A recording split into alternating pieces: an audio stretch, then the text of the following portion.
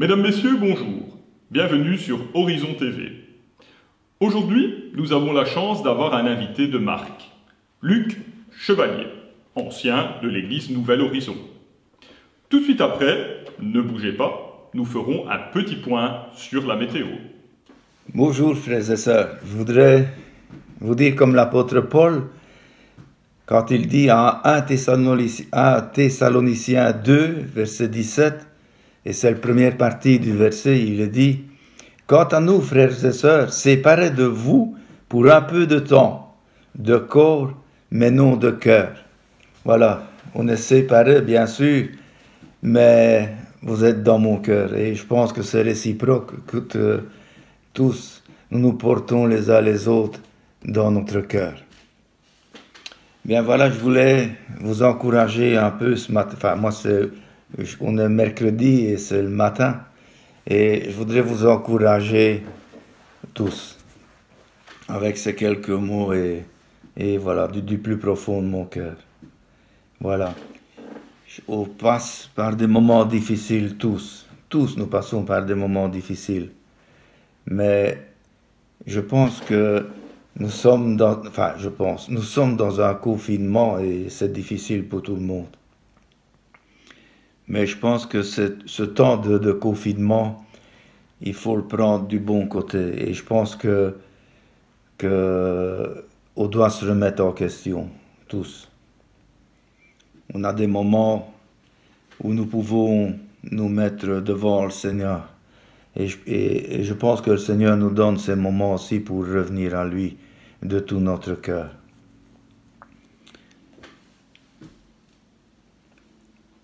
Il faut profiter de ce temps pour que nous puissions vraiment se mettre devant la face de Dieu et se poser la question, où en suis-je avec le Seigneur?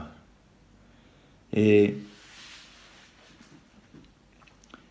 revenir à notre premier amour. J'en parlais l'autre fois à la réunion prière pour ceux qui étaient là, et j'en parlais avec eux, et où en sommes-nous avec notre premier amour pour le Seigneur?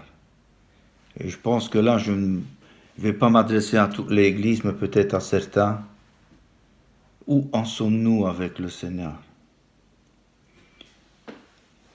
Dans le livre de l'Apocalypse, au chapitre 2, versets 1 à 4, ça s'adresse à l'église d'Éphèse, où il est dit, il va lui donner toutes les louanges, il va dire, tu fais ça, ça c'est bien, c'est bien, c'est bien, c'est bien, mais il va dire, mais ce que j'ai contre toi, c'est que tu as abandonné ton premier amour. Et on ne le perd pas, on l'abandonne. On ne perd pas la foi, on ne perd pas notre amour, comme si on va perdre nos clés de voiture. La clé de voiture, ça arrive qu'on peut les perdre. Mais notre premier amour pour le Seigneur ou notre foi, on l'abandonne, on ne le perd pas, on ne peut pas perdre. Mais on l'abandonne.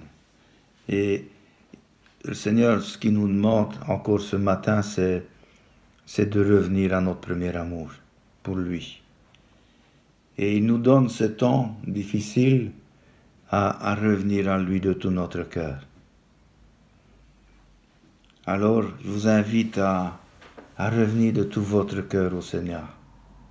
À vous rappeler au moment où vous vous êtes donné à Christ, quelle joie, quelle paix qu'il y avait là dans votre cœur.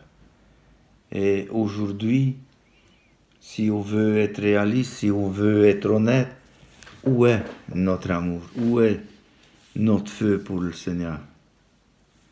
Alors je vous invite vraiment à revenir au Seigneur. Parce que plus loin dans ce chapitre 2, à partir du verset 15, il est dit, souviens-toi d'où tu es tombé et reviens à moi. Repens-toi. Et je pense que dans ces moments, on doit se repentir de notre manque d'amour pour le Seigneur. Alors, je vous invite à revenir de tout votre cœur au Seigneur. Et puis, d'avoir une bonne relation avec lui, c'est le plus important. On peut plus se permettre de vivre un seul jour sans le Seigneur. mais que tous les jours vous puissiez prendre un temps dans la prière et à louer le Seigneur, mais aussi à lire sa parole, parce que c'est très important de lire la parole de Dieu. C'est là que le Seigneur, il met en nous son amour.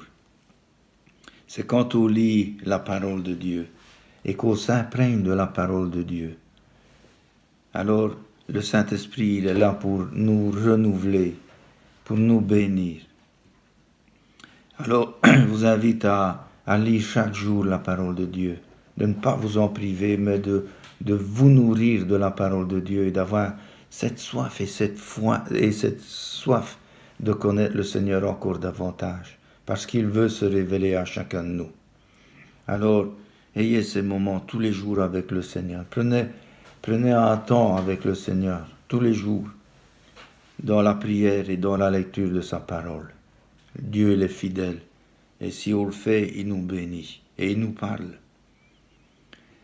Et dans la Bible, plein de fois le Seigneur va nous dire, va nous rappeler, il va le dire ainsi dans Luc 6 au verset 46, il va dire « Pourquoi m'appelez-vous Seigneur, Seigneur, et ne faites-vous pas ce que je dis ?»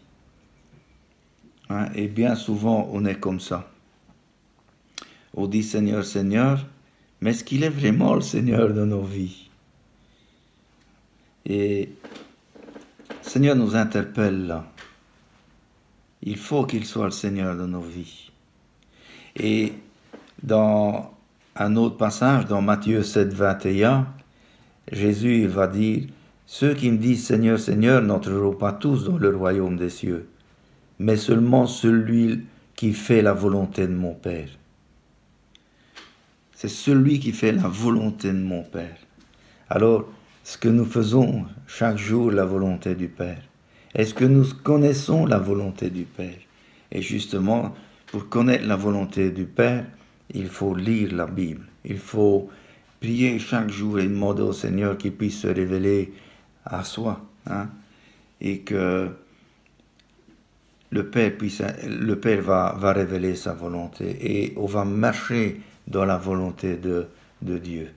Alors je vous invite à prendre ces beaux moments tous les jours dans la parole de Dieu, de la méditer et de la mettre surtout en pratique, parce que Seigneur, ce qu'il attend de nous, c'est que nous puissions avoir un gros cœur pour lui, mais aussi pour les autres, que nous puissions nous aimer les uns les autres, comme lui nous a aimés, c'est-à-dire que lui, il a donné sa vie pour chacun de nous.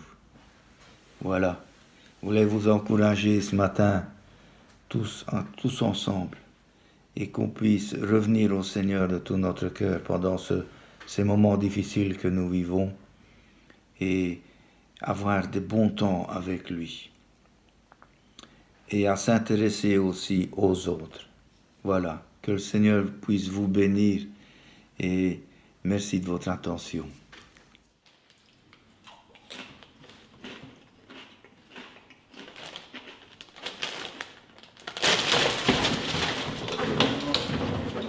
Merci Luc pour ce message édifiant.